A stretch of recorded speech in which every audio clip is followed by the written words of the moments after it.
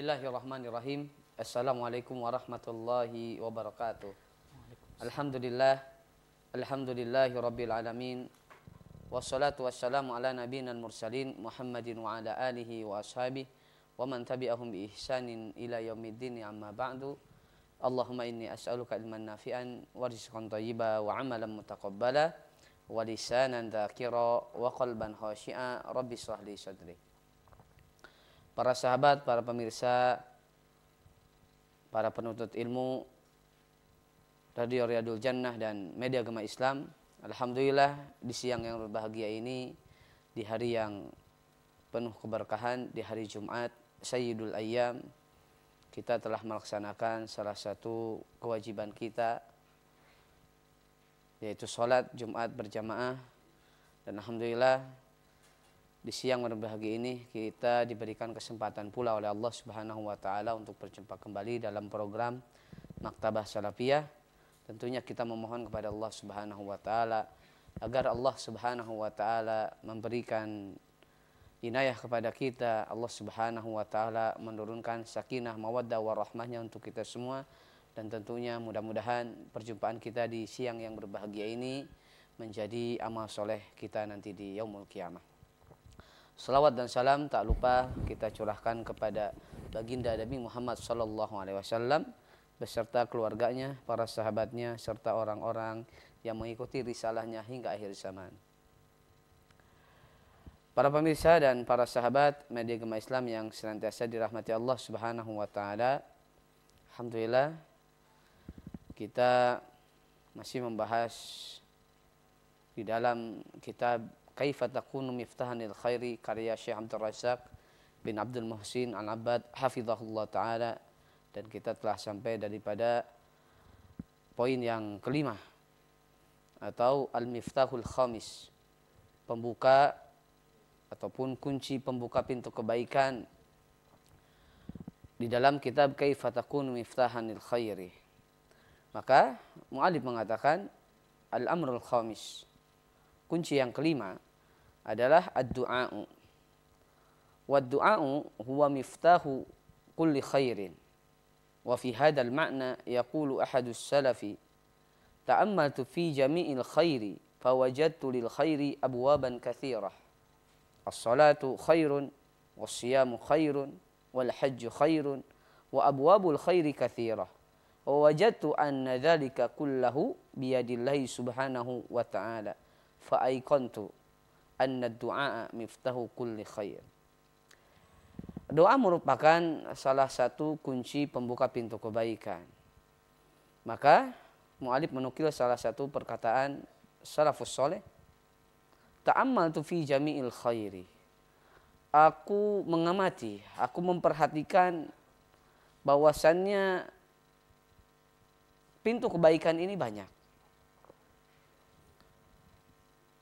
Salat adalah kebaikan, puasa kebaikan, sedekah kebaikan, haji kebaikan, umrah kebaikan, dan banyak amalan-amalan yang lain di dalam syariat ini yang itu merupakan kebaikan.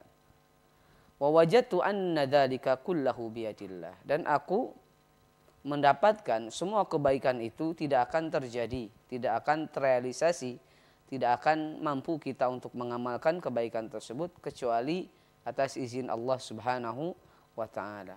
Fa'aiqantu, maka aku yakin anna du'a miftahu kulli khair, bahwasanya doa adalah pembuka pintu kebaikan. Oleh karena itu Nabi Muhammad SAW bersabda di dalam hadisnya, ad-du'a'u silahul mu'min. Doa itu merupakan senjata orang beriman. Dan ini selaras dengan apa yang difirmankan oleh Allah Subhanahu wa taala di dalam surat Al-Fatihah. Di mana surat ini sering kita baca minimal satu hari 17 kali. Ya, di dalam sholat wajib kita harus membaca surat Al-Fatihah. Belum lagi ditambah dengan sholat-sholat yang sunnahnya. Tentunya membaca surat Al-Fatihah merupakan salah satu rukun daripada sholat. maka kita tentunya membaca surat Al-Fatihah dan kita membaca ayat iyyaka na'budu wa iyyaka nasta'in. Kepada Engkaulah kami menyembah dan kepada Engkaulah kami meminta pertolongan. Maka kita bisa lihat di dalam ayat iyyaka na'budu wa iyyaka nasta'in ini, surat Al-Fatihah, kita bisa mengamati, menyimpulkan bahwasannya tujuan kita diciptakan oleh Allah Subhanahu wa ta'ala adalah na'budu, kami menyembah Engkau, wa iyyaka nasta'in. Perhatikan kalimat na'budu dengan nasta'in. Artinya antara ibadah dengan pertolongan itu ya berkaitan sangat erat. Jadi tidak mungkin kita mampu beribadah kepada Allah kecuali Allah Subhanahu wa ta'ala memberikan pertolongan. Makanya ayatnya mengatakan iyyaka na'budu wa iyyaka nasta'in. Ya, diawali dengan kita beribadah kepada Allah, kemudian kita memohon pertolongan kepada Allah. Artinya apa? Di dalam ibadah perlu yang namanya pertolongan dari Allah, perlu inayah dari Allah Subhanahu wa ta'ala. Karena tentunya pintu kebaikan, amal soleh ini banyak. Tadi mu'alif menyebutkan puasa, sholat, zakat, haji, sedekah, birrul walidain. Ya, kemudian masih banyak amal-amalan yang mungkin kita tidak bisa sebutkan satu persatu di dalam syariat ini. Maka semua itu tidak akan terjadi kecuali atas kehendak Allah Subhanahu wa ta'ala. Maka akidah Ahlussunnah mengatakan di dalam bab takdir, ya, hamba memiliki masyiah dan Allah Subhanahu wa ta'ala memiliki masyiah. Jadi masyiah hamba, kehendak hamba tidak akan terjadi kecuali atas kehendak Allah Subhanahu wa ta'ala. Nah, ini yang paling tepat di dalam memahami berkaitan dengan takdir Allah Subhanahu wa ta'ala. Setiap kita ini memilih ingin kufur atau ingin beriman. Setiap kita memilih ingin melakukan kebaikan atau ingin melakukan keburukan. Setiap kita memilih, punya masyiah. Tetapi tidak mungkin kita ini bisa melakukan kebaikan, tidak bisa melakukan ketaatan kepada Allah kecuali atas izin Allah. Terkadang kita memiliki harta, memiliki fisik yang kuat, jasmani rohani yang sehat. Tetapi kalau Allah belum takdirkan, maka tidak akan terjadi. Hidayah yang alhamdulillah Allah berikan kepada kita hari ini berupa hidayah iman, hidayah Islam. Ini semua atas izin Allah Subhanahu wa ta'ala. Ya, tentunya manusia memilih untuk memilih kufur, memilih iman. Tapi tidak mungkin Allah Subhanahu wa ta'ala memberikan hidayah ini kecuali atas izin Allah. Jadi dalam masalah takdir, dalam masalah ibadah, kita harus memohon pertolongan kepada Allah. Karena kita pun tidak mampu untuk melaksanakan ketaatan, kebaikan kecuali atas pertolongan Allah Subhanahu wa ta'ala. Kita tidak mampu sholat, walaupun kita tahu berapa jumlah rakaat sholat, hukum sholat, kemudian keutamaan sholat, sunnah-sunnah sholat kita tahu. Tapi untuk melaksanakan sholat, itu tentunya harus dengan masyiah Allah, dengan izin Allah. Dengan izin Allah Subhanahu wa ta'ala. Oleh karena itu dalam ibadah kaitannya sangat erat antara beribadah dengan pertolongan. Dan kita senantiasa membacanya di setiap sholat, iyyaka na'budu wa iyyaka nasta'in. Apa faedahnya? Kalau kita menteliti seluruh ayat yang ada di dalam Al-Quran ini, kembalinya kepada ayat ini, kepada surat Al-Fatihah ayat yang iyyaka na'budu. Karena tujuan manusia adalah untuk beribadah. Nasta'in kemudian meminta pertolongan Allah Subhanahu wa ta'ala. Maka mu'alif di sini mengatakan la tastati an tusalliya illa idza a'anakallahu, la tastati an tahujja, an tasuma, an tatasaddaqa, an taburra walidaik, an taquma bi a'malil bir illa idza a'anakallah. Maka engkau tidak akan mampu untuk sholat, puasa, zakat, sedekah, berbakti kepada kedua orang tua kecuali atas izin Allah Subhanahu wa ta'ala. Tentunya kita manusia adalah hamba yang makhluk yang lemah di sisi Allah Subhanahu wa ta'ala. Kita perlu meminta pertolongan kepada Allah Subhanahu wa ta'ala di dalam apapun, apalagi di dalam beribadah. Oleh karena itu di dalam syariat Islam ini ada yang namanya doa, memohon dimudahkan oleh Allah Subhanahu wa taala. Ya, setiap ibadah itu ada doanya. Ya. Ketika mungkin kita ingin buang hajat, kamar mandi ada doanya. Ya, keluar kamar mandi ada doanya. Ketika makan ada doanya. Ketika safar ada doanya, keluar rumah ada doanya. Jadi tidak ada amalan kebaikan yang tidak ada doanya. Selalu diawali dengan doa. Kenapa? Kita diperintahkan berdoa, dianjurkan berdoa di dalam setiap amalan kita. Karena tentunya kita tidak mampu untuk melakukan kebaikan tersebut kecuali atas masyiah Allah, atas kehendak Allah. Makanya kita memohon kepada Allah, berdoa kepada Allah agar Allah berikan kemudahan. Ya. Dalam setiap apapun. Maka Nabi Muhammad SAW mengajarkan doa. Ya. Dalam buang hajat ada doanya. Ya. Safar ada doanya. Untuk apa? Agar Allah Subhanahu wa taala memudahkan kita untuk melaksanakan kebaikan tersebut.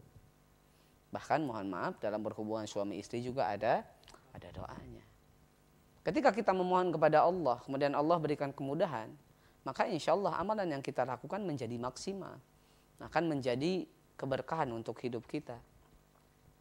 Ya, akan menjadi keberkahan untuk hidup kita. Nah, oleh karena itu doa merupakan salah satu ibadah. Ibadah lisan yang sangat penting, yang tidak boleh kita lupakan sebagai seorang muslim dan muslimah. Tentunya doa itu secara umum itu merupakan perkara yang sunnah. Tetapi ada doa-doa yang memang diwajibkan. Ya. Tetapi ketika kita sebelum beramal, beraktivitas itu melakukan atau mengucapkan doa, meminta pertolongan kepada Allah Subhanahu wa taala, tentunya kita akan diberikan kemudahan oleh Allah Subhanahu wa taala. Nabi Musa alaihissalam ketika diperintahkan berdakwah kepada Raja Fir'aun laknatullah alaih, maka berdoa kepada Allah Subhanahu wa taala. Walaupun tentunya kita tahu Nabi Musa adalah nabi yang fisiknya luar biasa kuat. Ya, kemudian akalnya sehat, cerdas, tetapi tetap memohon kepada Allah Subhanahu wa taala. Berdoa, Rabbi shrahli sadri wa yassirli amri wahlul 'uqdatam min lisani yafqahu qauli. Kemudian ketika Nabi Yunus alaihissalam ditelan ikan paus di dalam perut ikan yang gelap, kemudian di dalam laut, berdoa kepada Allah Subhanahu wa taala. Karena tidak mungkin ada zat yang memberikan pertolongan kecuali Allah Subhanahu wa taala. Berdoa, fi dzulumati alla ilaha illa anta subhanaka inni kuntu minadh dhalimin.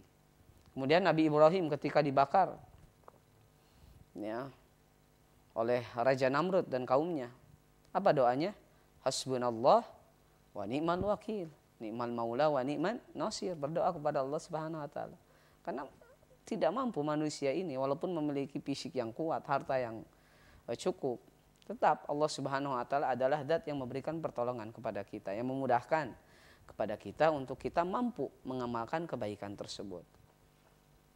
Ya, kemudian masih banyak kisah para nabi dan rasul, kemudian para salafus soleh yang senantiasa berdoa kepada Allah Subhanahu wa taala ketika ingin melakukan kebaikan.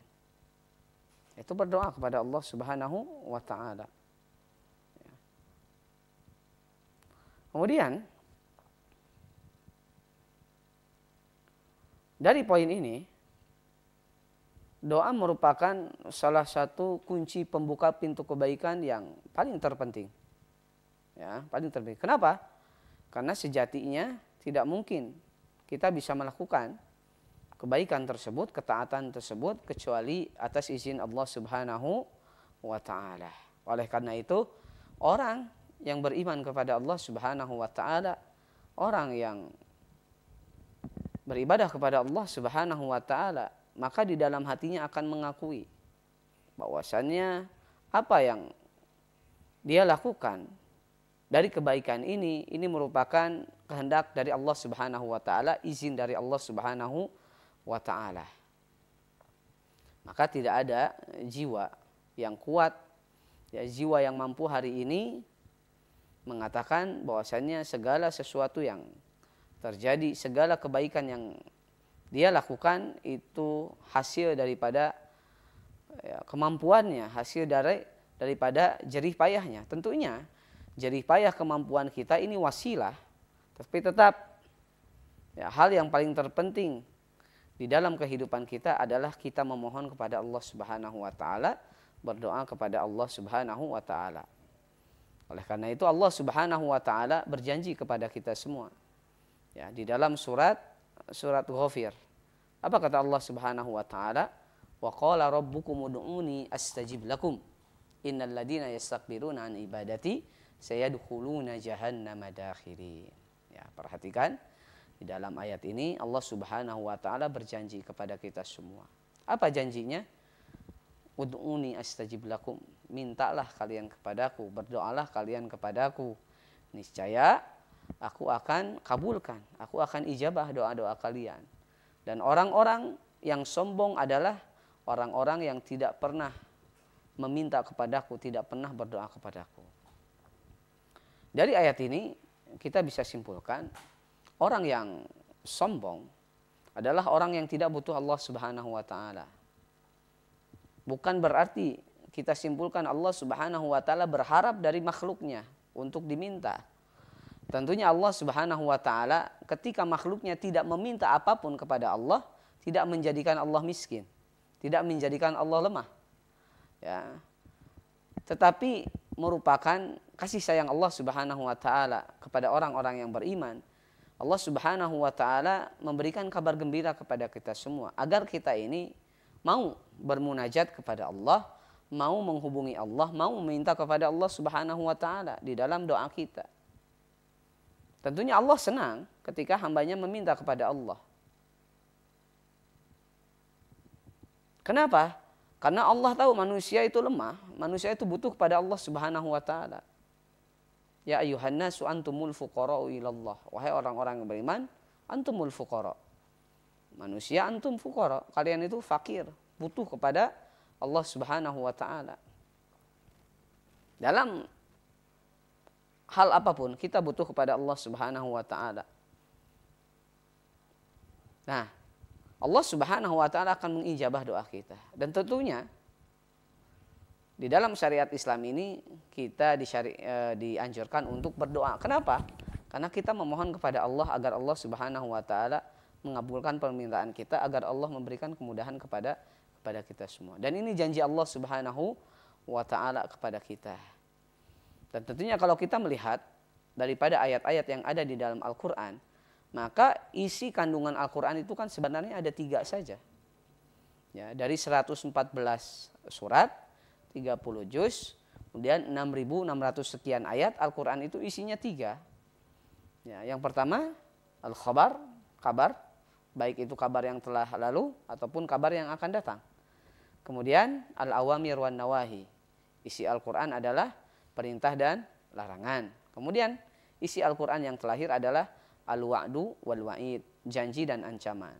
Nah, jadi banyak di dalam ayat yang ada dalam Al-Quran ini isinya adalah janji Allah Subhanahu wa ta'ala.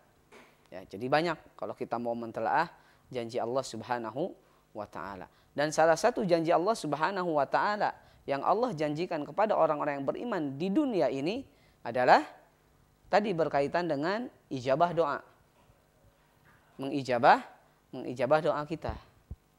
Jadi kita sebagai seorang hamba jangan berputus asa, berdoa kepada Allah, meminta kepada Allah agar Allah Subhanahu wa taala memudahkan kita untuk istiqomah, untuk kita mampu membukakan pintu kebaikan untuk saudara kita, untuk kita mampu melaksanakan ketaatan-ketaatan, kebaikan-kebaikan, ataupun kita berdoa kepada Allah agar Allah Subhanahu wa taala memberikan kita harta mungkin, kemudian Allah Subhanahu wa taala memberikan kita ilmu, dan kita tentunya dianjurkan untuk berdoa. Oleh karena itu mu'alif di sini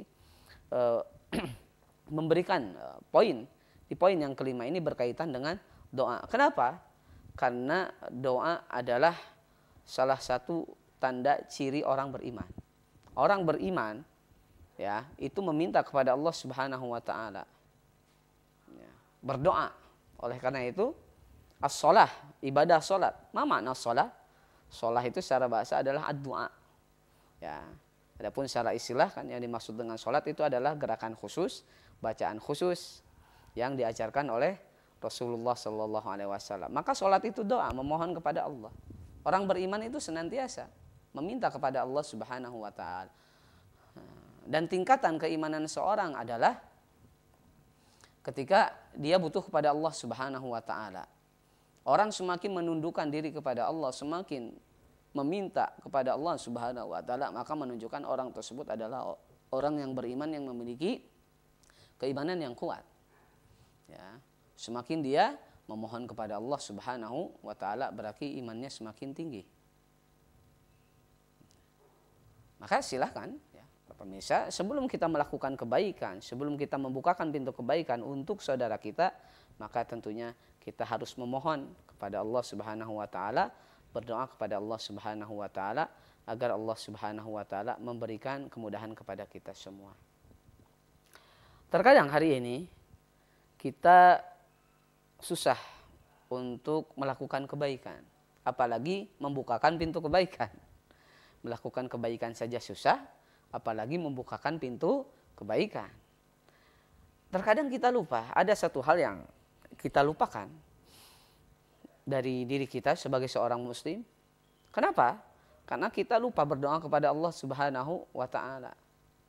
Ya, hal yang sepele yang mampu untuk kita lakukan dengan lisan kita, tapi sering kita lupakan. Apa? Berdoa kepada Allah, memohon kepada Allah agar Allah berikan kemudahan. Dan tentunya doa ini memiliki mukjizat, memiliki keajaiban di dalam kehidupan kita, kehidupan seorang muslim dan muslimah.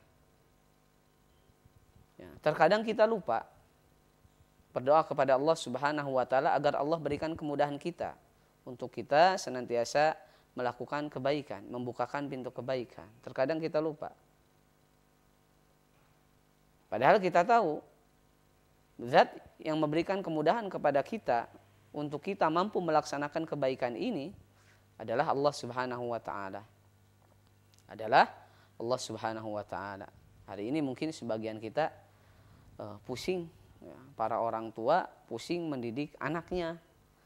Ya, kemudian para guru juga mungkin pusing ketika mengajari anaknya. Kok anaknya susah untuk diajari sholat, anaknya susah untuk diajari membaca Al-Quran, anaknya susah untuk berubah, untuk melakukan kebaikan. Terkadang kita lupa untuk memohon kepada Allah Subhanahu Wa Taala.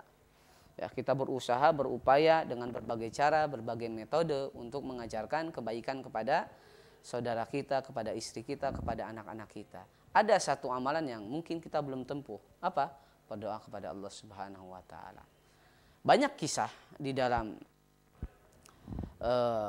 sejarah ini berkaitan dengan mukjizat doa, berkaitan dengan thamaratud doa.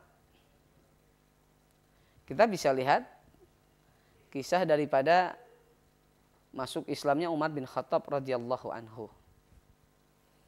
Umar bin Khattab radhiyallahu anhu mendapatkan hidayah Islam ini pertama taufik dari Allah, hidayah dari Allah. Kemudian wasilah yang paling terpenting adalah doa Nabi Muhammad SAW. Selain daripada taufik dari Allah, ya, wasilahnya adalah doa dari Nabi Muhammad. Ketika Nabi Muhammad berdoa kepada Allah Subhanahu Wa Taala, ya, Nabi Muhammad berdoa, ya Allah, masukkanlah dua Umar. Ya, dua Umar di sini yang pertama adalah Abu Jahal, ya, Abu Jahal, Amr bin Hakam. Namanya adalah Amr bin Hakam, Abu Jahal itu. Yang kedua Umar bin Khattab.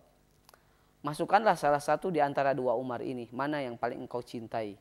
Karena ketika dua Umar ini, atau salah satu di antara keduanya masuk Islam, maka Islam ini akan menjadi kuat, akan terbantu.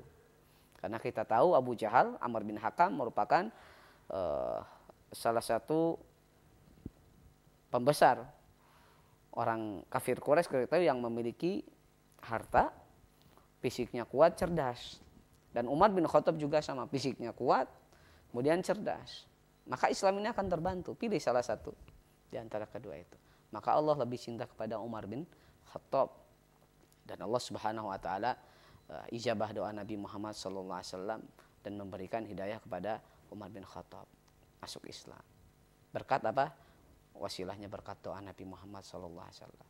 Kemudian ahlu Taif, penduduk Taif didoakan oleh Nabi Muhammad sallallahu alaihi wasallam dalam hadis Abdullah bin Mas'ud radhiyallahu anhu.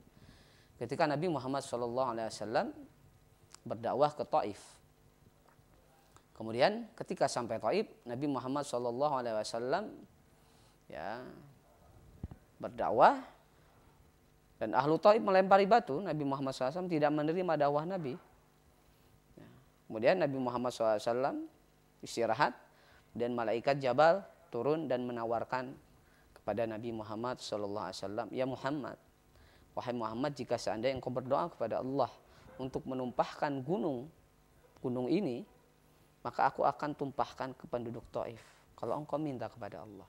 Tapi Nabi Muhammad SAW berdoa di dalam hadisnya, la bal ad'ullah ayyukhrijallah min aslabihim man ya'budullah. Tetapi aku berdoa kepada Allah Subhanahu wa taala agar nanti keturunan mereka, cucu-cucu mereka ada di antara orang-orang yang menyembah Allah Subhanahu wa taala. Maka terbukti ketika Nabi Muhammad SAW wafat, ya, banyak bangsa Arab, daerah-daerah di negeri Arab itu murtad, keluar dari Islam. Ada 3 kota yang penduduknya tidak keluar dari Islam, Makkah, Madinah, dan Taif. Ini salah satu terkabulnya doa Nabi Muhammad SAW ketika meminta kepada Allah agar anak keturunan cucu-cucu penduduk Taif ini ada yang beriman kepada Allah. Nah, kemudian kisah ini juga disebutkan di dalam Sahih Bukhari ketika seorang sahabat yang bernama Tufail bin Amr ad-Dawsi. Seorang sahabat Tufail bin Amr ad-Dawsi. Tufail bin Amr ini berasal dari Bani Daus. Bani Daus ini sekarang di negeri Yaman. Ya. Kemudian Rasul memerintahkan Tufail bin Amr ad-Dawsi ini untuk berdakwah ke kaumnya Bani Daus. Maka Tufail ini berdakwah pulang ke negerinya di Yaman dan berdakwah kepada Bani Daus. Maka setelah berdakwah tak seorang pun yang merespon dakwah Tufail bin Amr. Kemudian mengadukan kepada Nabi Muhammad sallallahu alaihi wasallam. Maka Tufail bin Amr ini meminta kepada Nabi agar Nabi mendoakan keburukan untuk Bani Daus. Maka Nabi mengatakan di dalam hadis Sahih Bukhari, Allahumma hdi Dausan, Allahumma hdi Dausan. Ya Allah, berikanlah hidayah untuk Bani Daus. Ya, tadi Tufail meminta didoakan keburukan untuk kaumnya, tapi Rasul meminta kepada Allah agar Allah berikan hidayah kepada Bani Daus. Masuk Islam. Nah, ini menunjukkan doa ini sangat penting. Dengan doa kita dimudahkan oleh Allah untuk melakukan kebaikan. Dengan doa Allah akan memberikan kemudahan kepada kita untuk kita mampu membukakan pintu kebaikan untuk saudara kita. Maka orang beriman itu senantiasa tidak berputus asa ketika meminta kepada Allah Subhanahu wa taala. Kalau hari ini memohon kepada Allah, Allah belum ijabah, bisa jadi besok Allah ijabah. Kita minta lagi kepada Allah. Jangan pernah bosan. Jangan pernah bosan. Sekali, 2 kali, 3 kali, 4, sebanyak-banyaknya. Karena tentunya Allah Subhanahu wa taala berjanji, setiap hambaku yang berdoa kepadaku, niscaya aku akan ijabah. Nah, tapi tentunya banyak di antara kita berputus asa, ya, para pemirsa. Bagian kita berputus asa, memohon kepada Allah, berdoa kepada Allah Subhanahu wa taala. Ketika mungkin di antara kita memohon kepada Allah 1 kali, kemudian Allah Subhanahu wa taala belum ijabah doanya. Terkadang berputus asa. Orang beriman tidak seperti itu. Memohon kepada Allah Subhanahu wa taala terus menerus.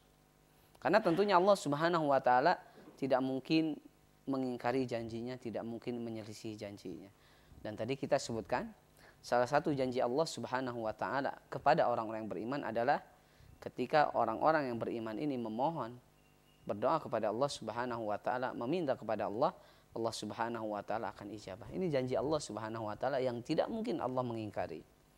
Oleh karena itu kita tidak boleh berputus asa untuk berdoa kepada Allah Subhanahu wa taala dalam hal apapun. Ketika kita meminta agar Allah Subhanahu wa taala memberikan kemudahan kepada kita untuk melaksanakan kebaikan, minta kepada Allah. Ya, supaya Allah mudahkan agar Allah memberikan taufik, inayahnya kepada kita, supaya kita diberikan harta yang bermanfaat, supaya diberikan ilmu yang bermanfaat, minta kepada Allah. Allahumma inni as'aluka ilman nafi'an wa rizqan thayyibah wa amalan mutaqabbala. Senantiasa kita memohon kepada Allah Subhanahu wa taala.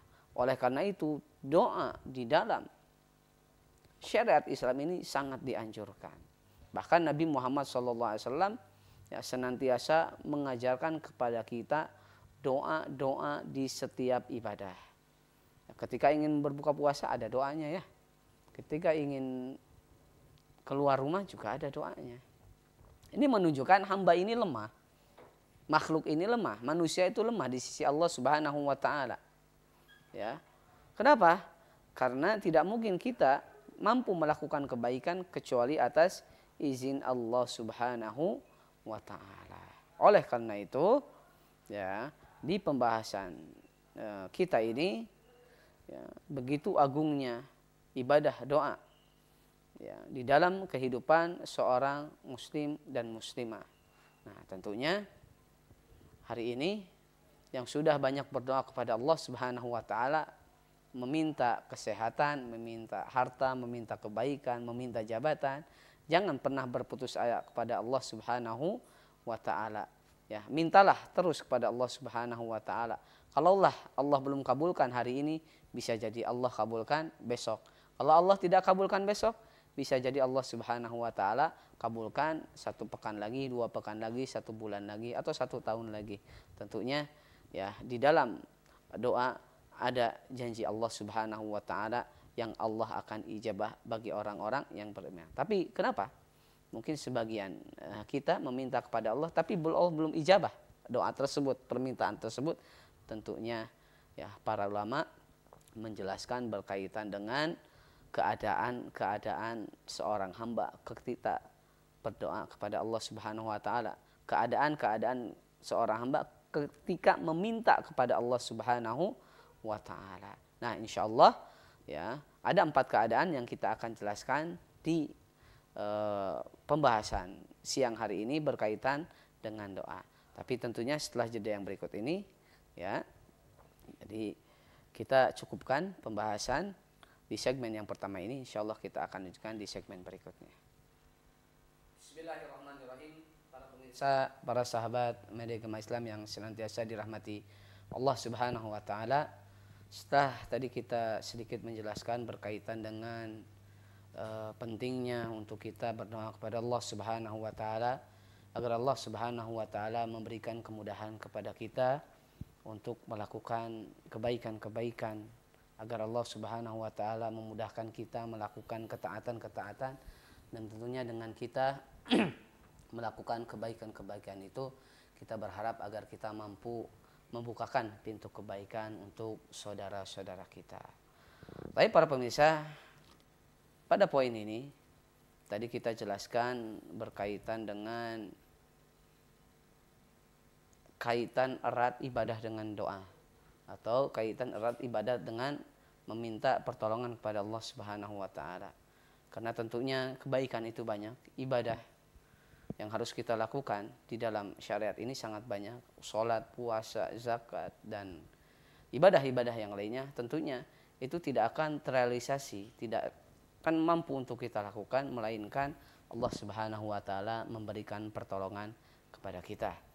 Allah Subhanahu wa taala berfirman, "Iyyaka na'budu wa iyyaka nasta'in." Kepada kamulah kami menyembah dan kepada kamulah kami meminta pertolongan. Maka setiap orang yang beriman tentunya tidak boleh berputus asa untuk memohon berdoa kepada Allah Subhanahu wa taala, karena ketika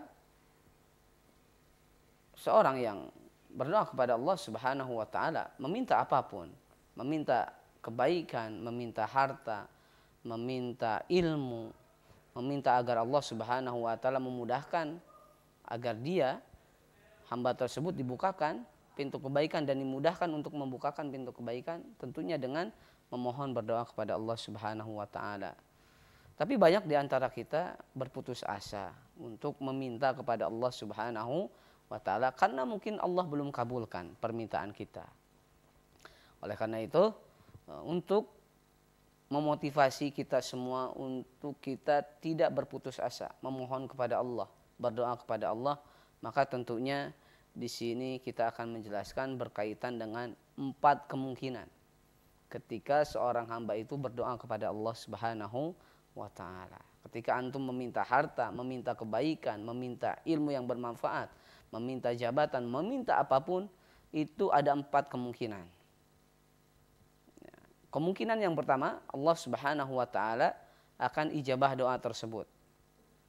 Ya, ketika seorang hamba meminta kepada Allah apapun itu, maka tentunya Allah Subhanahu wa taala akan mengijabah permintaannya. Baik itu diijabah 1 hari kemudian, 2 hari kemudian, 3 hari kemudian, atau mungkin 1 tahun kemudian, 2 tahun kemudian.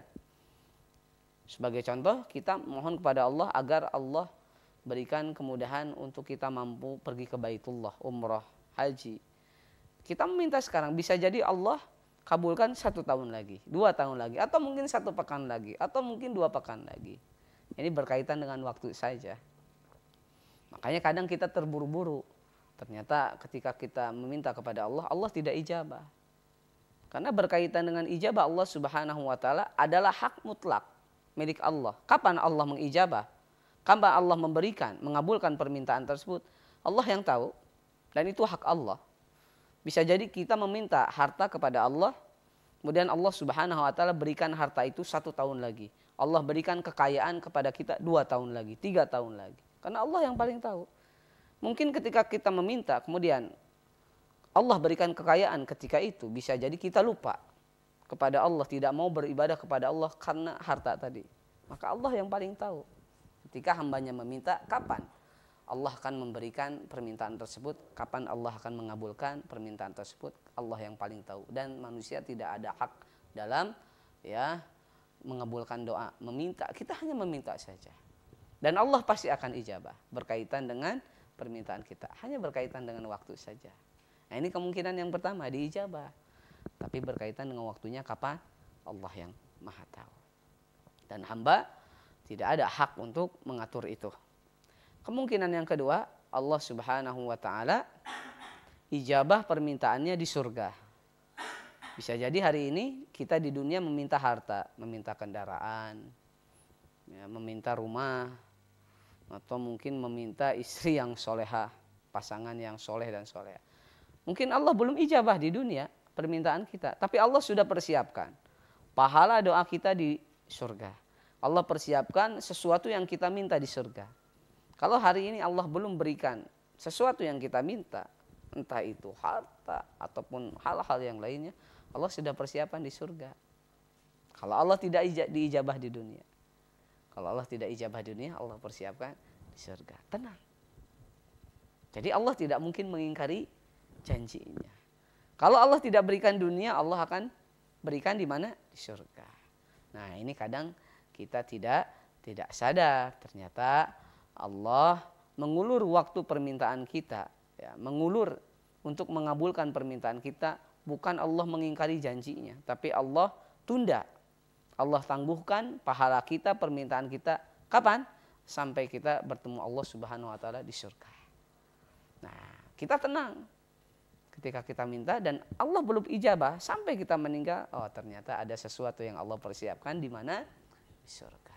Itu kemungkinan yang kedua. Kemungkinan yang ketiga, Allah Subhanahu wa taala mengganti permintaan kita, doa kita dengan sesuatu yang lebih berharga. Seumpama hari ini kita meminta kendaraan roda 2. Apa kira-kira kendaraan yang paling diminati hari ini? Motor apa? NMAX, PCX mungkin ya. Kita meminta itu. Boleh saja. Tetapi ternyata Allah Subhanahu wa taala tidak ijabah permintaan kita. Tapi Allah ganti sesuatu yang lebih berharga dari kendaraan tadi yang kita minta. Contoh, kita meminta kendaraan roda 2, ternyata Allah ganti dengan kesehatan yang luar biasa yang Allah berikan kepada kita. Mana sekiranya yang lebih berharga? Harga motor yang harganya mungkin 30 juta, 30 juta dengan kesehatan yang Allah berikan kepada kita. Kesehatan kalau kita rupiahkan berapa harganya? Wah, tidak bisa kita nominalkan kesehatan itu. Mahal dibanding dengan harga motor yang harganya mungkin 35 juta, 40 juta harganya. Yang PCX, NMAX mungkin. Kita meminta sesuatu kepada Allah berkaitan dengan mungkin dunia. ingin rumah yang mewah, tetapi Allah belum kabulkan permintaan kita. Allah ganti yang lebih baik dari rumah itu. Apa? Contohnya, ya, para orang tua Allah karuniakan anak yang soleh, yang solehah, yang hafal Quran, yang mengamalkan Al-Quran, yang menjaga sholatnya, ya, menjaga hafalan Al-Qurannya, berbakti kepada kedua orang. Mana kira-kira yang lebih berharga antara rumah mewah dengan anak yang soleh dan solehah? Kalau rumah mungkin berharga, tetapi ketika ya rumah itu terkena banjir, terkena gempa bumi bisa hancur. Tapi anak yang soleh, yang berbakti, ya, ketika orang tuanya mati senantiasa mendoakan kebaikan untuk orang tuanya yang masih meninggal, dapat pahala. Nah, terkadang kita tidak sadar, oh ternyata Allah tidak kabulkan permintaan kita, bukan berarti Allah mengingkari janji, justru Allah menepati janjinya dan Allah ganti dengan sesuatu yang lebih berharga. Nah, ini yang kadang kita tidak sadari, di dalam kehidupan kita ada sesuatu yang Allah berikan kepada kita, ya, dan sesuatu tersebut kita tidak minta dan itu lebih berharga. Coba berpikir positif, apa yang kita rasakan dari nikmat Allah yang lebih besar daripada apa yang kita minta? Ya ini silahkan, kita pasti merasakan itu. Kalau kita berpikir jernih, berhusnudzon kepada Allah, wah ternyata nikmat ini jauh lebih nikmat daripada apa yang kita minta. Dan Allah lebih tahu kenapa Allah tidak mengabulkan permintaan hambanya, karena Allah lebih tahu ketika Allah kabulkan permintaannya, ya terkadang bisa membuat orang tersebut lupa kepada Allah, kufur terhadap nikmat Allah Subhanahu wa ta'ala. Ini kemungkinan yang ketiga. Kemungkinan yang keempat, ketika seorang hamba berdoa kepada Allah, yaitu Allah Subhanahu wa ta'ala menahan permintaannya terlebih dahulu. Allah tidak kabulkan terlebih dahulu. Kenapa? Karena hamba tersebut melakukan perkara-perkara atau penyebab-penyebab terhalangnya dikabulkannya doa, yaitu melakukan kemaksiatan, melakukan perkara-perkara yang haram, yang menjadikan doa kita ini tertahan, tidak dikabulkan oleh Allah Subhanahu wa ta'ala. Nah, jadi bermuhasabah, introspeksi kepada diri kita. Kenapa? Sampai saat ini kita memohon kepada Allah, berdoa, meminta sesuatu, tapi Allah belum kabulkan. Bisa jadi kita melakukan penghalang-penghalang diijabahnya doa, melakukan perkara-perkara haram, melakukan kemaksiatan yang menjadikan doa kita tertahan, tidak dikabulkan oleh Allah. Oleh karena itu Nabi Muhammad SAW bercerita di dalam hadis Arba'in Nawawi, ya, hadis ke-10, Thumma dzakara rajul asy'asa akbar. Kemudian Nabi menyebutkan, mengkisahkan seorang laki-laki yang datang dari safar, asy'asa akbar. Ya, dalam keadaan lusuh pakaiannya, kemudian rambutnya kusut, kumal, habis bepergian jauh. Yamudu yadaihi ila sama, mengadahkan tangannya ke atas. Ya Rabbi, wahai Rabb, meminta, berdoa kepada Allah. Apa kata Nabi? Wa mat'amuhu haram, wa mashrabuhu haram, wa malbasuhu haram, wa ghuddiya bil haram. Makanannya haram, minumannya dari rupiah yang haram, bajunya dari hasil rupiah yang haram. Fa anna ma yustajabulah. Bagaimana Allah mengabulkan doanya? Semuanya dari perkara yang haram. Makanannya dari hasil yang haram, dari cara yang haram. Allah tidak akan mengijabah doanya. Allah tahan dulu sampai orang itu bertaubat kepada Allah, kemudian ya memakan sesuatu dari yang halal, baru Allah ijabah. Nah, kita kadang terburu-buru untuk memahami daripada diijabahnya doa. Ternyata Allah mengingkari janji. Tidak, Allah tidak mengingkari janjinya. Setiap yang berdoa kepada Allah pasti Allah akan ijabah. Tapi perhatikan 4 poin ini.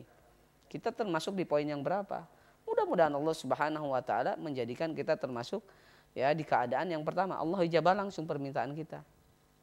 Kalaupun Allah tidak ijabah, Allah akan tangguhkan permintaan kita dan Allah akan berikan di mana? Di surga. Kalaupun Allah tidak kabulkan permintaan kita, Allah Subhanahu wa ta'ala ganti permintaan kita dengan sesuatu yang lebih berharga, lebih agung. Kalaupun Allah tidak kabulkan permintaan kita, bisa jadi Allah tahan terlebih dahulu permintaan kita. Kenapa? Karena kita melakukan perkara-perkara penghalang-penghalang diijabahnya doa kita.